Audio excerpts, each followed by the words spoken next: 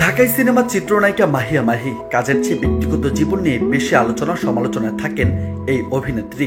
পাশাপাশি সামাজিক যোগাযোগ মাধ্যমেও বেশ সরব রয়েছেন তিনি।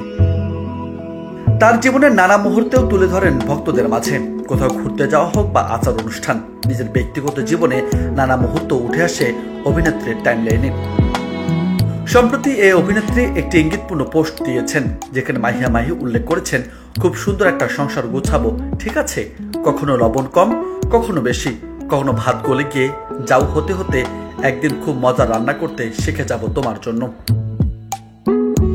তিনি লিখেছেন, কফি খেতে খেতে কিংবা গাড়িতে কোনো লং জার্নিতে আমরা অন্য সব বোরিং কাপলগুলোর মতো ফেসবুকে স্ক্রলিং করব না, বরং আমরা তুমুল গল্প করব, হাসাবো, খুব সুন্দর একটা সংসার গোছাবো।